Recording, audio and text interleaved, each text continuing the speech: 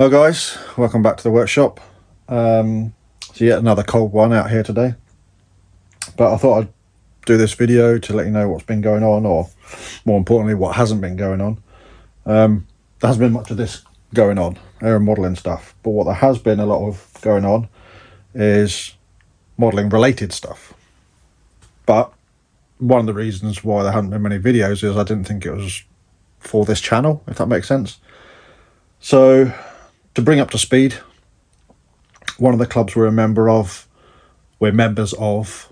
lost their site at the end of last year, and we found a new site relatively quickly, but we need to build that site. We need to turn it into a flying field rather than just a farmer's field. So since the 1st of January, that's what we've been doing. It's taken a lot of time and effort to work out what we're going to do, how we're going to do it. And we spent a whole day just marking out where we wanted the runway to be. And then another visit to tweak that layout. And then it was another day to get the electric fence erected. And all this time the weather's been crap and cold and windy and raining. We've also been trying to organise the access into the field, which is still ongoing. But that's just a small hurdle we need to cross. We can still use the field as it is. But what I've been working on is I've acquired a ride-on mower, which I'll probably put a picture of in just here. This was from one of the other flying club we're a member of, who they replaced their mower, and this was their cast-off, shall we say. It had a problem, which I'll come to in a minute, which basically deemed it unfit for purpose and beyond economical repair. I thought it was too good to waste, so I agreed to take it and see if I could fix it. The purpose of this mower will be to be not necessarily a mower, but more of a tractor for general dog's body stuff around the new flying field. We've got a roller which we could tow with it to help us flatten the field. We could use it with a little trailer to move stuff around, but it still has got a cutting deck, so we could do like rough cutting with it. So the mower itself, it's got a Briggs Stratton 13 horse engine, I think.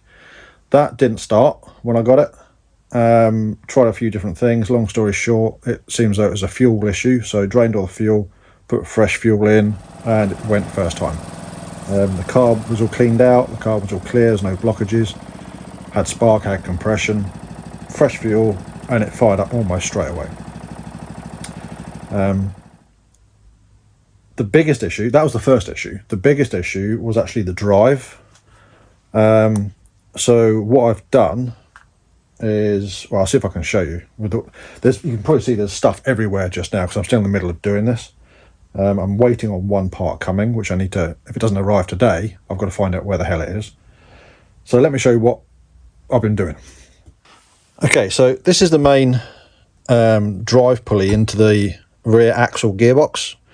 Nothing untoward here, but when it was on here, this being the top of the gearbox, that was on there, and it was like doing that, flapping around. So everything was stripped down. We split the gearbox apart, the other half is underneath there. That side is all good, there's nothing wrong with that whatsoever. This side, this bush that was in here was shot, totally completely destroyed. This is the remnants of it. I don't know how well you'll be able to see on camera how much there's wear on one side and not on the other. So the main shaft, the input shaft, which is this one, this was rattling around in that. Did I just drop something? Don't think so. This, that way, was rattling around in that bush. And I don't know, it did drive, I don't know how this bevel gear was actually mating up with the other side and actually managing to make it drive. So this is a very quick as to what happened. That bush there has been knocked out. I did get another bush which seemed to measure up close to what we needed. Because it was so worn, I couldn't tell exactly what bush it was. As everything else on this was metric, I assumed it was a metric bush. It turns out that's an imperial bush, because that's an imperial shaft, yet everything else on the gearbox is metric. So the first bush I got wasn't going to work. We'd have to machine down the outside to get to fit in here, which could be done, but it was just a lot of work when we can get the right size bush. That's what I've just seen, I've just dropped. Again, I'll come back to that in a minute. So I've got a bush coming, and if it hasn't arrived in today's post, I've got to find them and find out where it is, because that's over a week now, and they've already said it's been sent. Get the bush in there, I can then start the reassembly process. Now, one of the other problems is the Woodruff key, original one, is that one. That was stuck solid in the shaft, so I had to basically grind that out carefully and get the remnants out. I've now got a selection of imperial Woodruff keys. That one, whatever size it is too small that way, and also too small in height. The next size up, this one, is too big in every direction. So I've had to thin it down, and now fits nicely. But I've also got to slowly take the top off until it fits the hole in the shaft, which is fine. I was slowly grinding it down. I don't know if you'll be able to see on the mark. I've got to take it down so the black line isn't there anymore. So this side, I've just about there. So if I can get it to be a nice snug fit on there, we can then knock this on, it'll be a tight fit and there won't be any play in it. But the battery in the Dremel's just gone flat. So that's on charge. And then I can carry on doing this, because that's at the minute all I can do until this bush arrives. But that's what's happening with the mower. As soon as the gearbox parts are all here and put back together and it's all happy, we can then get it all mounted back up again, check that it drives, check that it works, and then we've got to make a tow point for it. Now, the manual shows where the hard points are, and it's basically just coach bolts through. So all I need to do is get a piece of angle steel, pick up the holes, bolt it on, and put a ball on it, and a tow ball, and it'd be good to go. The only problem is, the best place, cheapest place to get metal from here is about an hour's drive way up in Glasgow. To mail order the metal that we need, it's like 15 quid delivery. It's not going to cost that much to drive up there and back to go and get it, so I'll just do that. So that's where we are. There is aero modelling stuff going on, but this has been the focus. Kind of lost the mojo a little bit with it, with the actual flying. Last time out, what did we take last time we went flying? I think it was just the two helicopters. I took my 50 and Ewan's 30.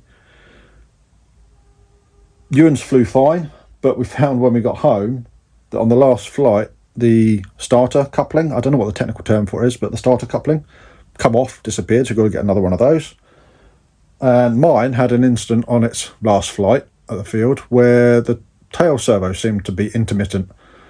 So I had to do quite a rapid emergency landing when it appeared that the tail had failed and it just started pirouetting.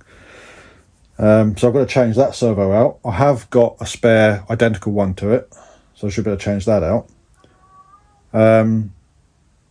That'll make them both serviceable again. Hoping to get out with the 1.5 metre thing to try out the new engine. That's the Apina 15. There's been a video about that. Taking the electric thing as well, the 1 metre thing that's just sitting up here, because we're testing out some new lipos direct from a manufacturer that we're hoping to stock. So far they're looking really good. I'm not sure what else Ewan wants to take flying this weekend, but that's what I want to take flying. One of the issues is that because of the access to the field, we've got to walk a distance just now. We can't drive right up into the field. So we might have to take the trolley with us to put everything in that we need, so it's less trips and less work. Ewan's completed his most recent 2 Morris and Blob builds. Again, hopefully I'll put a picture up here. Customer was really happy. I drove up all the way from the Midlands somewhere to come and collect them. I haven't heard back anything yet to say that they've flown, but he seemed to be really happy with them. And Ewan started another, I don't even know where it is now. He started another customer build. Now, I will say right now, he's not looking to take on any more customer builds because he's just started a part-time job, which is possibly more lucrative than building model aeroplanes. And it's taken up a fair bit of his time. So he'll probably only be doing them for local people as and when he's asked to do them. He's enjoyed doing them, and he's still enjoying doing them. It's more a time issue and having only 24 hours in a day, and he needs to sleep. So yeah, we're getting there slowly. The mower is my focus just now, as and when I can do stuff.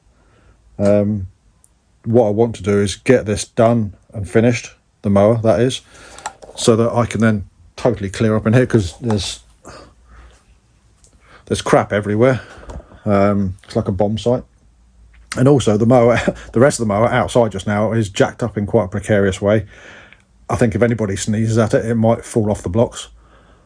So yeah, I want to get that back together, get it done, get it usable, and then we can start rolling the field, get it nice and flat, and see what else we can do to it. So yeah, I thought I'd just bring you an update as to where we are, what's been going on. I have got plans to do more videos. I am going to be back to work soon, shortly. I don't know how long for, so the videos will be slow in coming. I'll try and keep them as consistent as possible. But yeah, any questions, any thoughts, any queries? I've got manky hands here again. Put them in the comments below, or send us a message via our social media. Again, that's all listed in the description below. If you're liking our content, give us a thumbs up. If you're not already subscribed, please consider doing so. And until next time, I'll catch you later.